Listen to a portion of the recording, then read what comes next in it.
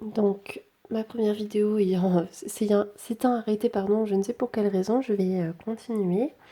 Donc, elle s'est arrêtée a priori ici, donc je n'avais pas écrit beaucoup plus. Donc, x vaut moins 6 divisé par moins 3, qui vaut 2. Donc, x vaut 2, ce qui signifie que le point D a pour coordonnées 2, et pour ordonnée, on avait trouvé 5. Donc, il a pour coordonnées 2, 5. Alors maintenant pour la question 4, on a le point G, on a la droite équation x égale 2. Si on la représente, c'est une droite qui passe par 2 et dont l'abscisse vaut toujours 2, donc comme ça.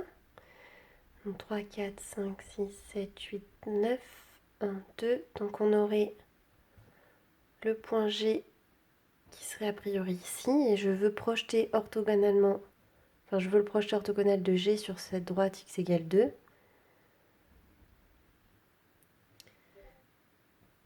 Donc d'après le graphique, on voit assez facilement, c'est pour ça que je ne fais pas quelque chose de plus rigoureux, mais je pourrais. Donc d'après le graphique, je sais que n, qui est là, a pour coordonnées, donc il a pour abscisse 2 vu qu'il appartient à x égale 2, et pour ordonnée la même que g, donc y égale 2. Donc n a pour coordonnées 2, 2. Maintenant pour la question 5, on veut montrer que n est le projeté orthogonal du point D sur la droite NG. Donc si je représente ça, j'aurai a priori la droite NG, et je veux montrer que n est le projeté orthogonal du point D. Donc si je projette D sur cette droite, je devrais trouver le point N. Donc ça signifie que normalement, je dois avoir un angle droit ici. Donc ça signifie que dn scalaire ng doit être égal à 0. Je vais le calculer pour voir si c'est le cas. Donc pour trouver dn, c'est les coordonnées de n moins les coordonnées de d. Scalaire ng, donc les coordonnées de g,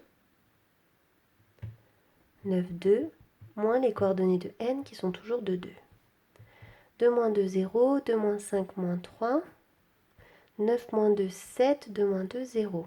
Ce qui fait 0 fois 7 plus moins 3 fois 0, ce qui fait donc 0. Donc,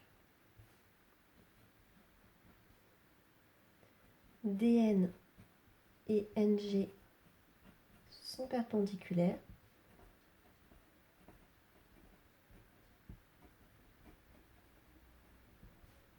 Donc n est bien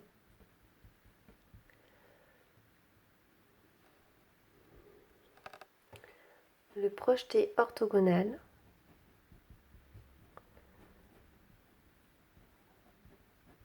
de D sur NG. Donc dans ce chapitre, je vous conseille vraiment à chaque fois de faire un petit dessin pour vous représenter ce qu'on vous demande. Et de bien avoir une idée, quand on a une équation de droite, c'est quoi le vecteur directeur et c'est quoi le vecteur normal, déjà graphiquement et aussi au niveau des coordonnées.